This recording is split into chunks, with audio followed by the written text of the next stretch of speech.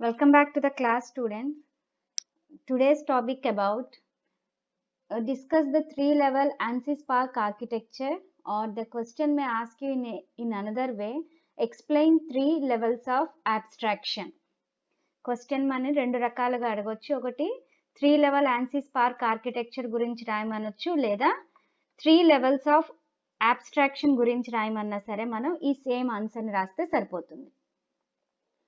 So ఈరోజు క్లాస్లో మనం డిఫరెంట్ లెవెల్స్ ఆఫ్ అబ్స్ట్రాక్షన్స్ ఏమున్నాయి, ఒక్కొక్క లెవెల్ ఏ విధంగా పర్ఫామ్ చేస్తున్నది అనేది మెయిన్గా చూస్తాం. Okay, before start the video అసలు ANSYS Spark అబ్రివేషన్ ఏంటో చూద్దాం.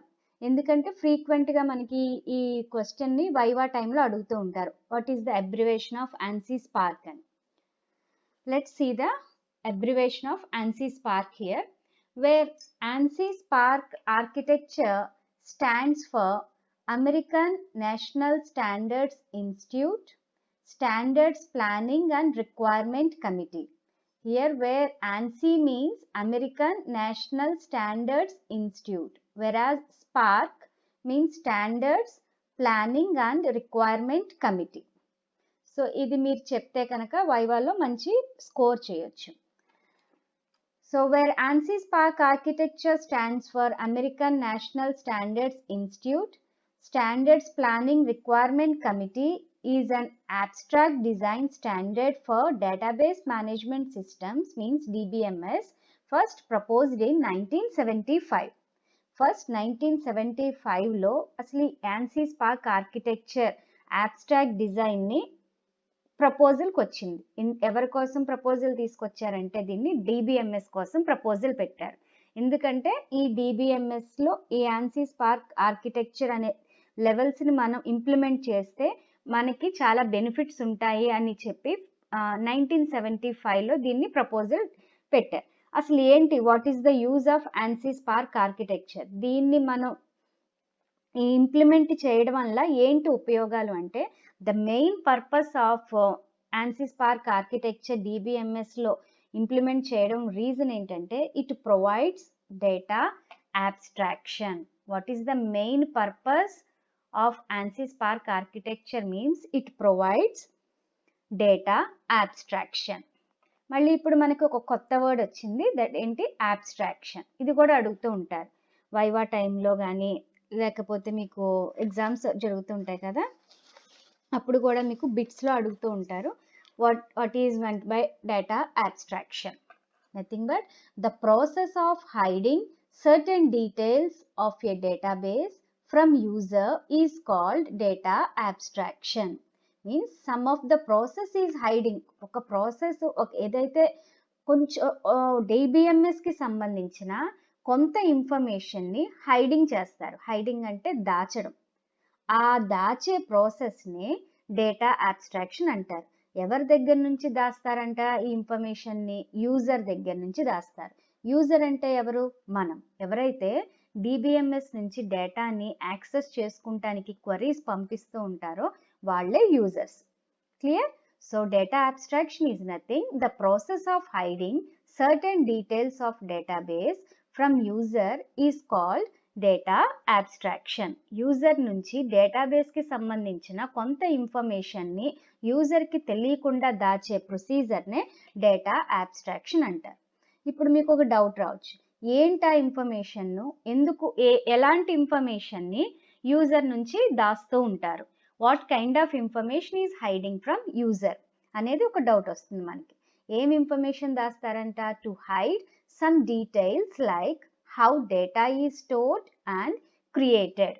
డేటాని DBMSలో ఎట్లా స్టోర్ చేస్తారు, టేబుల్స్ కానీ దానికి సంబంధించిన ఒక DBMSని తయారు చేయడానికి, DBMSలో డేటాని క్రియేట్ చేయడానికి కానీ స్టోర్ చేయడానికి కానీ ఎటువంటి ప్రొసీజర్స్ యూజ్ చేస్తారు, ఆ మొత్తం ఇన్ఫర్మేషన్ని హైడింగ్ చేస్తారు. దాన్నే డేటా abstraction అంటారు. ఫర్ ఎగ్జాంపుల్ మీరు ఇప్పుడు మీకు ఇది ఇంకా ఈజీగా అర్థం అవ్వాలంటే ఒక ఎగ్జాంపుల్ చెప్తాను. ఇప్పుడు మీరు గూగుల్కి వెళ్ళి మీరు ANSYS Spark ఆర్కిటెక్చర్ గురించి తెలుసుకోవాలని గూగుల్లో టైప్ చేస్తారు. టైప్ చేస్తే విత్ ఇన్ ఫ్రాక్షన్ ఆఫ్ సెకండ్స్లో మీకు నెంబర్ ఆఫ్ ఆప్షన్స్ వస్తాయి. అందులోంచి మీకు కంఫర్ట్‌గా అనిపించింది ఒక దాని మీద క్లిక్ చేసి మీకు కావాల్సిన ఇన్ఫర్మేషన్ యాక్సెస్ చేసుకుంటారు. సో, మీకు ఇమ్మీడియేట్‌గా మీరు I want to know about ANSI spark architecture గాని, యాన్సీ స్పార్క్ ఆర్కిటెక్చర్ నోట్స్ కావాలని గాని మీరు టైప్ చేస్తే వితిన్ ఫ్రాక్షన్ ఆఫ్ సెకండ్స్‌లో ఏమొచ్చేస్తుంది మీకు ఆ సేమ్ టాపిక్‌కి సంబంధించి నంబర్ ఆఫ్ ఆప్షన్స్ మీకొస్తాయి. వాటిలోంచి ఒకటి చూస్ చేసుకొని మీరు డేటాని యాక్సెస్ చేసుకుంటారు. సో, ఇదంతా జరిగే ముందు ఏమవుతుందంటే గూగుల్ అనేది ఒక సెర్చ్ ఇంజిన్. మీరు ఆ సెర్చ్ ఇంజిన్‌లో మీకు కావాల్సిన ఇన్ఫర్మేషన్ దాన్ని క్వరీ రూపంలో ప్లేస్ చేస్తే ఆ సెర్చ్ ఇంజిన్ వెళ్లి సర్వర్‌కి కనెక్ట్ అవుతుంది. ఆ సర్వర్‌లో మనకి ఏదైతే టాపిక్ కావాలనుకుంటున్నారో ఈ సెర్చ్ ఇంజిన్ ద్వారా ఆ సర్వర్‌లో సెర్చ్ చేస్తారు. నెక్స్ట్ ఆ సర్వర్ ఇమ్మీడియేట్‌గా ఏం చేస్తుంది? ఈ టాపిక్‌కి సంబంధించి ఎటువంటి ఇన్ఫర్మేషన్ ఉన్నది అని అంతా మొత్తం మళ్ళీ తీసుకొచ్చి సెర్చ్ ఇంజిన్‌కి ఇస్తుంది. ఆ సెర్చ్ ఇంజిన్ మళ్ళీ ఏం చేస్తుంది? మనకి ఆప్షన్స్ రూపంలో నంబర్ ఆఫ్ డేటాని మనకి ప్రెజెంట్ చేస్తుంది. సో, ఇదంతా జరగడానికి చాలా ప్రాసెసింగ్ ఉంటుంది. సెర్చ్ ఇంజిన్ ఎళ్లి సర్వర్‌ని కాంటాక్ట్ చేయడం, సర్వర్ ఎళ్లి అందులో ఈ ఈ టాపిక్‌కి సంబంధించిన డేటా ఉందా? లేదా? అని వెతకడం. ఉంటే గనక మళ్ళీ దాన్ని సెర్చ్ ఇంజిన్‌కి పంపించడం. ఈ మొత్తం జరిగే ప్రాసెస్ అంతా కూడా యూజర్‌కి తెలీదు. ఇదంతా కూడా ఎలా చేస్తారు? హైడ్ చేసి పెడతారు. This is called a data abstraction. మనకదంతా తెలీదు. మనం జస్ట్ క్వెరీ ప్లేస్ చేస్తాం. మనకు కావాల్సిన ఇన్ఫర్మేషన్ వస్తుంది. డేటాని యాక్సెస్ చేసుకుంటాం. క్లోజ్ చేసేస్తాం. కానీ మనకి రావాల్సిన ఇన్ఫర్మేషన్ కోసం ఎంత ప్రాసెసింగ్ జరుగుతుంది బ్యాక్ ఎండ్‌లో అనేదే ఈ ఆ డీటెయిల్స్ అన్నీ కూడా హైడ్ చేయడాన్నే డేటా అబ్స్ట్రాక్షన్ అంటారు. Clear? So data abstraction means the process of hiding certain details of database from user is called data abstraction. What kind of information is hiding? Some details like how data is stored and created. ఇప్పుడు ANSI spark ఆర్కిటెక్చర్‌లో ఎన్ని levels ఉంటాయి? ఒక్కొక్క level ఏ విధంగా perform చేస్తుందో తెలుసుకుందాం. ఓకేనా? ANSI spark architecture అనన్నా అనొచ్చు లేదా 3 లెవెల్స్ ఆఫ్ డేటా అబ్స్ట్రాక్షన్‌లు అనన్నా అనొచ్చు. మొత్తం ఎన్ని లెవెల్స్ ఉంటాయంట? 3 లెవెల్స్ ఉంటాయి. సో, మనం బాటమ్ నుంచి టాప్‌కి వెళ్తే కనుక బాటమ్‌లో మనకి డీబీఎంఎస్ ఉంటుంది. మనం దేని మీద ప్రాజెక్ట్ చేస్తున్నాము, దానికి సంబంధించిన డేటా మొత్తం డీబీఎంఎస్‌లో పెట్టుకుంటాం. దాని పైన ఫస్ట్ వచ్చే లెవెల్ ఇంటర్నల్ లెవెల్. దానికి ఇంకొక పేరేంటంటే physical level. Next conceptual level or logical level. And next one high level. That is also called as view level or external level. ఇప్పుడు ఒక్కొక్క లెవెల్ ఎట్లా పనిచేస్తుందో మీకు ఒక చిన్న ఎగ్జాంపుల్‌లో చెప్తాను. ఫర్ ఎగ్జాంపుల్ మీరిప్పుడు మనకి కంప్యూటర్స్ అందరికీ తెలుసు. అందరి దగ్గర కంప్యూటర్స్ యూజ్ చేస్తుంటాం. కంప్యూటర్‌ని మనం కొనుక్కొని ఇంటికి తీసుకొస్తాము. ఎట్లా ఉంటుంది? ఫస్ట్ మానిటర్ ఉంటుంది, సీపీయూ ఉంటుంది, కీబోర్డ్ ఉంటుంది, మౌస్ ఉంటుంది. సో, కీబోర్డ్ ద్వారా మనం డేటాని మానిటర్‌కి ఇస్తాము. సీపీయూ వచ్చి మొత్తం డేటానంతా ప్రాసెసింగ్ చేస్తుందని తెలుసు. మౌస్ ద్వారా ఆపరేషన్స్ చేస్తాం. కీబోర్డ్ ద్వారా డేటాని సిస్టమ్‌కి ఎంటర్ చేస్తాం. మానిటర్ వచ్చి మనకు అవుట్‌పుట్‌ని ఇస్తుంది. ఇలా అందరికీ మనకు తెలుసు. ఈ ఈ హార్డ్‌వేర్‌కి సంబంధించిన దీనితోటి మనం డేటాని ఇన్ఫర్మేషన్‌ని కంప్యూటర్‌కి ఇవ్వడం గాని, తీసుకోవడం గాని చేస్తూ ఉంటాం. అంతేనా? సో, కానీ మనకి డేటాని కీబోర్డ్ ద్వారా ఇస్తున్నప్పుడు సీపీయూలో అది ఎట్లా రీడ్ చేసుకుంటుంది? ఎట్లా రైట్ చేసుకుంటుంది? మనకందరికీ తెలుసు computers nose only binary language that includes 0 and 1 అంటాం. మనం ఇచ్చే లాంగ్వేజ్ అది మనం తెలుగులో టైప్ చేస్తున్నామా? ఇంగ్లీష్‌లో టైప్ చేస్తున్నామా? It doesn't matter. కంప్యూటర్‌కి ఎట్లా వెళ్తుంది? అది మొత్తం బైనరీ లాంగ్వేజ్‌లో కన్వర్ట్ చేసుకుంటుంది కదా! ఆ సీపీయూలో ప్రాసెసింగు మనం ఇచ్చే లాంగ్వేజ్‌ని బైనరీ లాంగ్వేజ్‌లోకి ఎలా కన్వర్ట్ చేసుకుంటుంది? మళ్ళీ తిరిగి మనకు అర్థమయ్యే లాంగ్వేజ్‌లోకి ఎట్లా పంపిస్తున్నది? అనేది మనకు తెలీదు. అంతా లోపల ప్రాసెసింగ్ జరుగుతుంది. అంతేనా? మనకి సింపుల్‌గా మనకు తెలిసింది మానిటరు, సీపీయూ, కీబోర్డు, మౌస్ వీటి యూజ్ చేసుకొని మనం డేటాని టైప్ చేసుకుంటాం. కావాల్సిన ఇన్ఫర్మేషన్ యాక్సెసింగ్ చేసుకుంటాం. కాలిక్యులేషన్ చేసుకుంటాం. మనకి లోపల ఏం జరుగుతున్నదనేది అస్సలు మనకు ఐడియా ఉండదు. That is called a high level abstraction. అంటే మనకి ఏం జరుగుతుందో తెలీదు. మొత్తం అంతా హైడింగ్ ఉంటుంది గదా! అది. మాక్సిమం యూజర్స్‌కి తెలీదు. బాగా హార్డ్‌వేర్ తెలిసిన వాళ్ళకి లోపల ఎలా పార్ట్స్ ఉంటాయని తెలుస్తుంది. మాక్సిమం యూజర్స్‌కి మనకదేం తెలీదు. మనం జస్ట్ టైప్ చేస్తాం. డేటాని యాక్సెస్ చేసుకుంటూ ఉంటాం. కాలిక్యులేషన్స్ గాని, ఇంకేదన్నా మూవీస్ చూస్తాం. ఇదంతా ఎట్లా జరుగుతుంది? లోపల ఏ ఏ పార్ట్స్ ఎలా కనెక్ట్ అయ్యాయి? ఎట్లా రీడ్ చేసుకుంటుంది? ఎట్లా రైట్ చేసుకుంటుంది? అనేది మాక్సిమం చాలా మందికి తెలీదు. That is called a data abstraction. దాన్ని మనం ఎవరికి ఈక్వల్ చేయొచ్చంటే ఇక్కడ ఆ హై లెవెల్ డేటా అబ్స్ట్రాక్షన్ అనే ఎగ్జాంపుల్‌ని మనం ఇక్కడ external level or view level కింద మనం కన్సిడర్ చేయొచ్చు. అంటే మొత్తం అంతా పని అయిపోయింది. మార్కెట్‌లో రిలీజ్ చేసేసారు. మనం దాన్ని కొనుక్కొని ఇంటికి తీసుకొచ్చి వాడుకుంటున్నాం హ్యాపీగా. ఆ లోపల ఎంత కష్టం ఉంది, అది ఏమేం పార్ట్స్ యూజ్ చేసాం అనేది మనకు అస్సలు ఐడియా లేదు. అట్లాగే ANSYS స్పార్క్ ఆర్కిటెక్చర్‌లో view level or external level మనకి DBMSలో డేటా అంతా ఎంటర్ చేసేసిన తర్వాత మనం డైరెక్ట్‌గా డేటాని వ్యూ చేయొచ్చుమాట. అక్కడ ఇది ఈక్వల్ అవుతుంది ఎగ్జాంపుల్ కింద. నెక్స్ట్ వచ్చి మనకి సపోజ్ నాకిప్పుడు నేను CPU కేస్‌ని ఓపెన్ చేశాను. నాకు కొంచెం ఏదో హార్డ్‌వేర్ నాలెడ్జ్ ఉన్నది.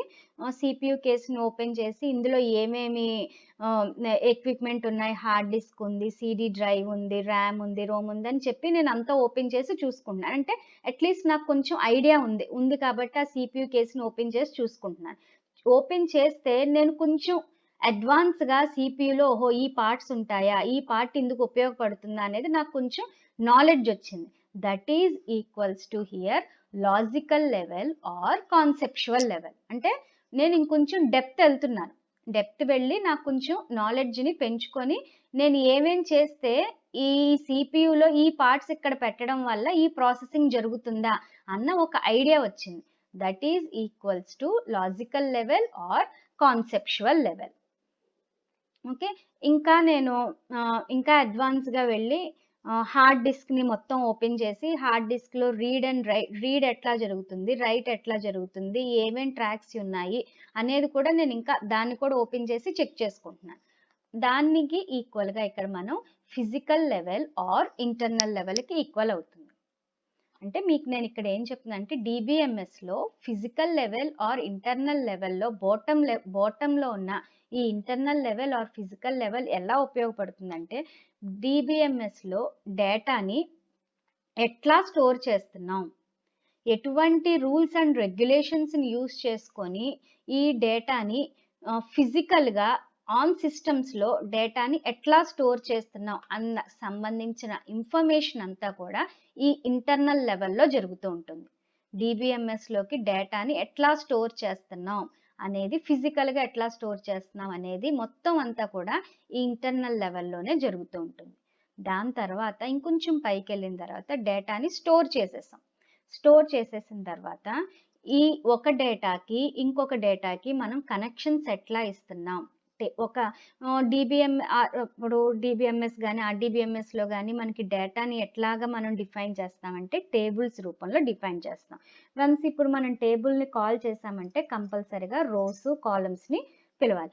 సో, ఒక టేబుల్‌కి ఇంకొక టేబుల్‌కి రిలేషన్ ఎట్లా పెడుతున్నాం? ఏమన్నా కీస్ వాడుతున్నామా? What are the rules and regulations? లేదా ఏమన్నా డయాగ్రామ్ రూపంలో గాని, ఈ గ్రాఫ్స్ రూపంలో గాని ఏమన్నా మనం రిలేషన్‌ని ఫార్మ్ చేస్తున్నామా? డయాగ్రామ్స్‌లో ఎంటిటీ రిలేషన్‌షిప్ డయాగ్రామ్స్‌లో ఏమన్నా డేటాని మెయింటైన్ చేస్తున్నామా? దానికి లాజికల్‌గా ఎటువంటి రిలేషన్స్ పెడుతున్నాం టేబుల్‌కి, దానికి సంబంధించిన ఇన్ఫర్మేషన్ అంతా కూడా మనం కాన్సెప్చువల్ లెవెల్ ఆర్ లాజికల్ లెవెల్‌లో జరుగుతూ ఉంటుంది. ఓకే. నెక్స్ట్ వచ్చి view level. The top most level వచ్చి view level or external level. ఇక్కడ ఏం జరుగుతుందంటే ఇక్కడ నేను డేటాని డేటాబేస్ నుంచి యాక్సెస్ చేసుకోవచ్చు. యూజర్ 1, యూజర్ 2, యూజర్ 3 అలా నెంబర్ ఆఫ్ యూజర్స్ ఎక్కడెక్కడి నుంచో కూడా ఒక్క డేటాబేస్ నుంచి డేటాని యాక్సెస్ చేసుకుంటూ ఉంటారు. దాన్నే ఎక్స్టర్నల్ లెవెల్ అంటారు. ఇప్పుడు ఇక్కడ యూజర్స్ డేటాని DBMS నుంచి యాక్సెస్ చేసుకుంటున్నప్పుడు వాళ్ళకి ఏమీ తెలీదు. ఈ కాన్సెప్చువల్ లెవెల్‌లో డేటాని ఎట్లా మోడిఫికేషన్స్ చేసి ఏ రూపంలో వాళ్ళు పెట్టారు? లేదా దానికన్నా స్టార్టింగ్ ఇనీషియల్ స్టేజ్‌లో డేటాబేస్‌లోకి డేటాని ఎట్లా స్టోర్ చేశారు? ఎటువంటి రూల్స్ అండ్ రెగ్యులేషన్స్ వాళ్ళు ఫాలో చేశారనేది ఈ యూజర్స్‌కి తెలియాల్సిన అవసరం లేదు. వాళ్ళు హ్యాపీగా డిఫరెంట్ ప్లేసెస్‌లో ఉండి డేటాని యాక్సెస్ చేసుకుంటూ ఉంటారు. So, external level or view level is called as a high abstraction level. అది బాగా హై అబ్స్ట్రాక్షన్ అంటే వాళ్ళకి అస్సలు ఐడియా ఉండదు. ఫిజికల్ లెవెల్‌లో ఎట్లా డేటాను స్టోర్ చేశారు, లాజికల్ లెవెల్‌లో వారు లాజికల్ రిప్రజెంటేషన్ కింద ఏమేం మెథడ్స్ యూజ్ చేశారు అనేది వాళ్ళకి అస్సలు ఐడియా ఉండదు. వాళ్ళు హ్యాపీగా డేటాబేస్ నుంచి డేటాని యాక్సెస్ చేసుకోవచ్చు. క్లియర్? సో ఫిజికల్ లెవెల్‌లో డేటాని ఎట్లా స్టోర్ చేస్తారనేది మెయిన్‌గా ఉంటుంది. అండ్ లాజికల్ లెవెల్‌లో ఎటువంటి లాజికల్ రిప్రజెంటేషన్స్ వాళ్ళు డేటాబేస్‌కి డేటాని ఫార్మ్ చేయడానికి యూజ్ చేశారన్న కాన్సెప్ట్స్ ఉంటుంది. అండ్ ఎక్స్టర్నల్ లెవెల్‌లో ఏముంటుంది, యూజర్స్ డేటాబేస్ నుంచి డేటాని యాక్సెస్ చేసుకోవచ్చు. ఇది నేను మీకు వన్ బై వన్ క్లియర్‌గా ఇంకొకసారి చెప్తాను. So 3 levels of ANSI Spark architecture, as నేను ఇందాక చెప్పినట్టు external level or view level, conceptual level or logical level, physical level or internal level. First మనం ఇక్కడ ఎక్స్టర్నల్ లెవెల్ అంటే ఏంటో చూద్దాం. External level is the highest level of data environment which represents the end users view. ఇది వచ్చింది నేను ఇందాక చెప్పాను కదా, highest level of data abstraction అనొచ్చు. ఇది ఎవరిని ఏం రిప్రజెంట్ చేస్తుందంట, ఎండ్ యూజర్స్ ఏం కావాలి అనుకుంటే అది అప్పటికప్పుడు వాళ్ళకి యాక్సెసింగ్ ఇచ్చే పొజిషన్‌లో ఉంటుంది. ఎండ్ యూజర్ ఎప్పుడైతే ఆ పర్టిక్యులర్ డేటాబేస్ నుంచి ఏ డేటాని వాళ్ళు వ్యూ చేయాలనుకుంటున్నారో ఇమ్మీడియేట్‌గా వాళ్ళకి ఆ పర్మిషన్ ఇచ్చి ఆ డేటాని వాళ్ళకి రీచ్ అయ్యేటట్టు చేస్తుంది. It is possible that different external views can use the same external view in order to satisfy the requirements of various users. It is possible that different external views, మనకేంటి ఒక user ఇంకొక user views అనేవి చాలా డిఫరెంట్‌గా ఉంటాయి. ఒక user ఒక database same database నుంచి వన్ కైండ్ ఆఫ్ ఇన్ఫర్మేషన్‌ని వ్యూ చేయాలనుకుంటాడు. అట్ ద సేమ్ టైమ్ ఇంకొక యూజర్ వేరే ప్లేస్ నుంచి ఇంకొక డేటాని యాక్సెస్ చేయాలనుకుంటాడు. అలా డిఫరెంట్ యూజర్స్‌కి సంబంధించి external views can use the same external view. వాళ్ళందరూ కూడా సేమ్ ఒకటే ఎక్స్టర్నల్ వ్యూని వ్యూ చేస్తూ ఉంటారు. ఫర్ ఎగ్జాంపుల్ మీరు అమెజాన్ ఓపెన్ చేశారు. అమెజాన్‌లో మీరు గ్రోసరీస్ చూడాలనుకుంటున్నారు, లేకపోతే ఇంకోళ్ళు క్లాత్స్‌కి చూడాలనుకుంటున్నారు.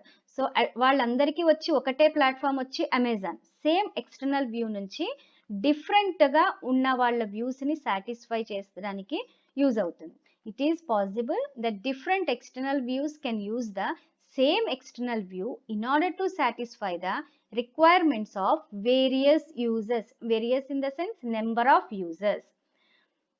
The representation of external view is referred to as external schema. So external వ్యూని మనం ఇంకొక పేరుతో కూడా పిలవచ్చు. అది ఎలా రిఫర్ చేయొచ్చు, ఎక్స్టర్నల్ స్కీమా. మనకి ఇక్కడ కొత్త వర్డ్ వచ్చింది స్కీమా. స్కీమా అంటే ఏంటో నేను మీకు ఇంకొక వీడియోలో చెప్తాను. So external view also referred as A external schema. Now coming to what are the advantages of external views? It helps in ensuring security constraints in database design, creating separate view of database for different users. So external views లో మనకి ఎలా ఉంటుందంటే different users different ఇన్ఫర్మేషన్ని view చేయాలనుకుంటారు. So అలాంటప్పుడు వాళ్ళు ఏం చేస్తారంటే security constraints are nothing but rules. ప్రతి ఒక్క యూజర్కి సెక్యూరిటీ ప్రొవైడ్ చేస్తూ వాళ్ళు ఏదైతే చూడాలనుకుంటున్నారో పర్టికులర్గా అదే ఇన్ఫర్మేషన్ వాళ్ళు వ్యూ చేసేటట్టు వాళ్ళు సపరేట్ వ్యూ ఆఫ్ డేటాబేస్ని మనం క్రియేట్ చేసి పక్కన పెడుతూ ఉంటారు. It helps in easily identifying the type of a data requirement. ఇదేం చేస్తుందంట, పర్టికులర్ యూజర్ ఏ టైప్ ఆఫ్ ఇన్ఫర్మేషన్ని వాళ్ళు వ్యూ చేయాలనేది ఈజీగా సపరేట్ వ్యూ ఆఫ్ డేటాబేస్ ఏం చేస్తుందంటే ఈ యూజర్ ఈ పర్టికులర్ ఇన్ఫర్మేషన్ని వ్యూ చేయాలనుకుంటున్నాడు, లేదా ఇంకొక యూజర్ ఈ పర్టికులర్ ఇన్ఫర్మేషన్ని వ్యూ చేయాలనుకుంటున్నారని ఐడెంటిఫికేషన్ అనేది ఈజీగా జరుగుతూ ఉంటుంది. Now coming to the conceptual level or logical level. Conceptual view represents the global view of data environment where in all external views are integrated in order to form a single global view of data. Nothing but conceptual view ఏముంటుందంటే entire డేటాబేస్లో ఉన్న data మొత్తం కూడా conceptual వ్యూలో ఉంటుంది. అందుకని దాన్ని global view అంటారు.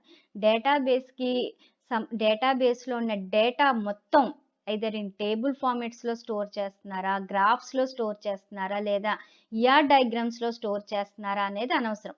ఏ ఫార్మేట్లో మనం డేటాని DBMSలో స్టోర్ చేస్తున్నామో మొత్తం ఇన్ఫర్మేషన్ అంతా కూడా మనకి కాన్సెప్చువల్ వ్యూలో కనిపిస్తూ ఉంటుంది. అందుకని దాన్ని ఏమంటారు, global view of data environment. So external views, మనం ఎక్స్టర్నల్ లెవెల్ ద్వారా యూజర్స్ అందరూ కూడా డేటాను యాక్సెసింగ్ చేస్తూ ఉంటారు. ఆ టైంలో ఎక్స్టర్నల్ వ్యూ ఎవరిని కాంటాక్ట్ చేస్తుంది, ఎవరన్నా యూజర్ వచ్చి డేటాబేస్కి రిక్వెస్ట్ పెడతారు, మాకు పర్టికులర్ ఇన్ఫర్మేషన్ యాక్సెస్ కావాలి అని. అప్పుడు ఎక్స్టర్నల్ లెవెల్ ఎవరితో ఇంటిగ్రేట్ అవుతుంది, ఆటోమేటిక్గా కాన్సెప్చువల్ వ్యూతో ఇంటిగ్రేట్ అయ్యి, ఎందుకని కాన్సెప్చువల్ వ్యూలోనే మనకి ఎంటైర్ డేటా అనేది, గ్లోబల్ వ్యూ ఆఫ్ డేటా అనేది అక్కడే ప్లేస్ అయి ఉంటుంది కాబట్టి. Clear? This view is graphically represented using ER diagram and this representation is known as conceptual schema. ఇది sometimes కాన్సెప్చువల్ వ్యూలో మనం డేటాని గ్రాఫికల్గా రిప్రజెంట్ చేయాలి అంటే కంపల్సరిగా వీఆర్ డిపెండింగ్ ఆన్, దేని మీద డిపెండ్ అవుతాం, ER diagrams. ER is nothing but entity relationship diagram. Clear? So ఇందాక మనం ఎక్స్టర్నల్ లెవెల్ని ఎక్స్టర్నల్ స్కీమా కింద ఎలా రిఫర్ చేశారో కాన్సెప్చువల్ లెవెల్ని కూడా మనం ఇక్కడ కాన్సెప్చువల్ స్కీమా కింద రిఫర్ చేస్తారు. Clear? This level of abstraction is used by DBA. ఈ లెవెల్ అబ్స్ట్రాక్షన్ని ఎవరు యూజ్ చేస్తారంటే, యూజ్ చేయడం ఈజ్ నథింగ్ బట్ ఎవరు కంట్రోల్ చేస్తారంటే, ఎవరు సూపర్విజన్లో ఈ conceptual level or logical level జరుగుతుందంటే DBA. DBA means database administrator. Database administrator is the responsible person for conceptual level or logical level who makes a decision regarding what information is to be kept in the database. ఏం చేస్తాడంట, డేటాబేస్లో ఎటువంటి ఇన్ఫర్మేషన్ని store చేయాలి, ఏ ఫార్మేట్లో store చేయాలి, దానికి సంబంధించిన మొత్తం కంట్రోల్ అంతా కూడాను డేటాబేస్ అడ్మినిస్ట్రేటర్కి మాత్రమే ఉంటుంది. ఇది కూడా అడగొచ్చమ్మా వైవా టైంలో, who is the responsible for the conceptual level or logical level అని అడగొచ్చు. అప్పుడు DBA is nothing but database administrator is the responsible to make a decision regarding what information is to be kept in the database. Now coming to the advantages of conceptual level. It is software and hardware independent because changes done in hardware or software does not have any impact on database design.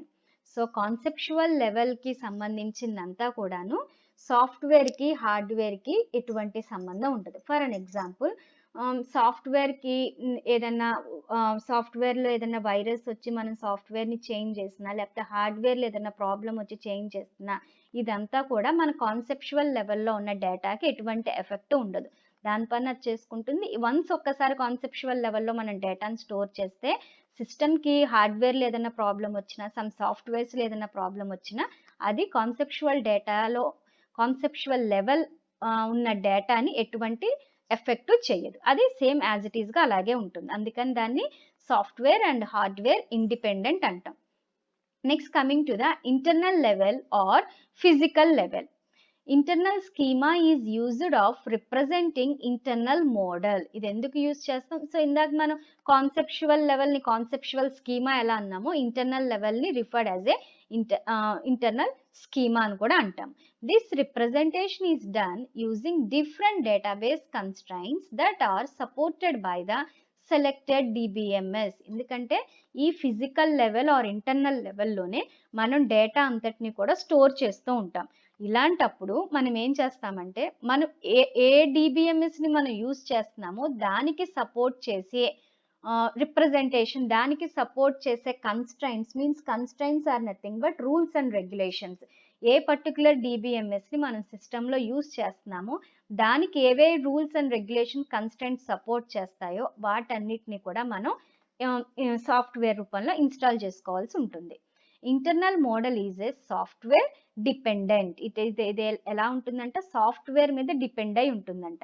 Which implies that changes made in DBMS software must also be reflected in the internal model.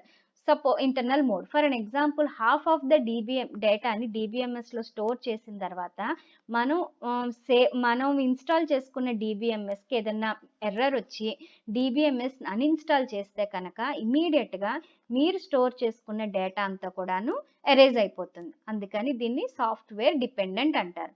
మీరు already install చేసుకున్న DBMS సాఫ్ట్వేర్లో errors ఉండి సగం డేటాని enter చేస్తే ఈ ఎర్రర్స్ని clear చేయడానికి DBMS software మీద మనం ఏమైనా వర్క్ చేస్తే అదంతా కూడా డేటా మీద కూడా ఎఫెక్ట్ చూపించి డేటా కూడా డిలీట్ అయిపోయే ఛాన్సెస్ ఉంటుంది. The lowest level of abstraction is the physical level.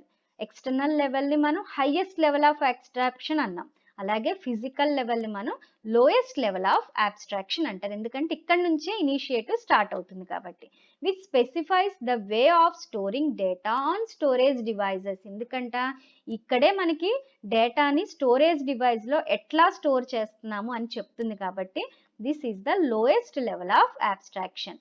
ఈ ఇన్ఫర్మేషన్ యూజర్కి తెలియాల్సిన అవసరం అనేది అస్సలు లేదు.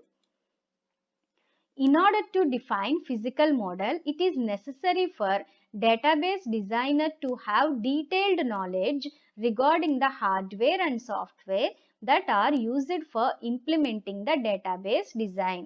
సో ఫిజికల్ మోడల్ మీద ఎవరైతే పని చేస్తున్నారో వాళ్ళు ఎవరంటే డేటాబేస్ డిజైనర్స్. వాళ్ళకి కంపల్సరిగా to have a detailed knowledge regarding hardware and software that are used for implementing the database design.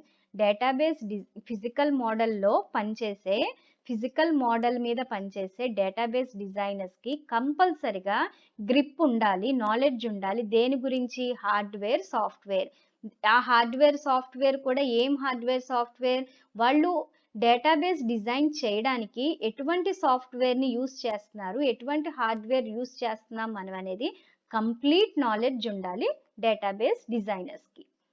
Physical model is both hardware and software dependent. ఇది కూడా ఏంటంటే physical model is both hardware and software dependent. Changes done to storage devices, ఏదన్నా storage CD drive కానీ floppy drive కానీ ఏదన్నా storage devices మీద changes జరిగితే or operating సిస్టంలో ఏదైనా వైరస్ వచ్చి దాన్ని డిలీట్ చేసి కొత్త ఆపరేటింగ్ సిస్టమ్ని మనం ఎంటర్ చేస్తున్నప్పుడు ఆటోమేటిక్గా ఏమవుతుంది, ఫిజికల్ లెవెల్లో మనం చేసే మొత్తం డేటా అనేది క్రాష్ అయిపోతూ ఉంటుంది. అందుకని చాలా జాగ్రత్తగా డీటెయిల్డ్ నాలెడ్జ్ ఉండాలి. ఎప్పుడు కూడా సిస్టంలో ఉన్న డేటా ఎరేజ్ కాకుండా చూసుకునేటట్టు డేటాని మెయింటైన్ చేస్తూ ఉండాలి. ఎవరు? Database designer. So physical model is both hardware and software dependent. So ANSI Spark architecture or 3 levels of data అబ్స్ట్రాక్షన్లో మనకి 3 లెవెల్స్ ఉంటాయి. బాటమ్ నుంచి టాప్కి వెళ్తే lowest level or physical level, next middle level abstraction వచ్చి conceptual level and high level abstraction వచ్చి external level. External లెవెల్లో మనకి ఏం కనిపిస్తుంది? ఓన్లీ ఇంటర్ఫేస్ యూజ్ అవుతుంది. అది డేటాబేస్ నుంచి డేటా యూజర్స్కి యాక్సెసింగ్ ఇచ్చే పర్మిషన్స్ ఉంటాయి. కాన్సెప్చువల్ లెవెల్స్లో డేటాని ఎట్లా డిజైన్ చేస్తారనేది చెప్తారు. ఫిజికల్ లెవెల్లో అసలు డేటాని ఫిజికల్గా సిస్టమ్స్లో ఎట్లా స్టోర్ చేస్తారనేది చెప్తారు. ఇది ANSI Spark ఆర్కిటెక్చర్ గురించి. క్లియర్? సో ఇప్పుడు మీకు చెప్పిన ఈ నోట్స్ మీరు ఎగ్జామ్ పర్పస్ కింద కూడా తీసుకోవచ్చు. అండ్ మీకు ఏమైనా డౌట్స్ ఉంటే కనుక కమెంట్స్ రూపంలో పెట్టండి, నేను మీకు ఆన్సర్స్ చెప్తాను. Thank you.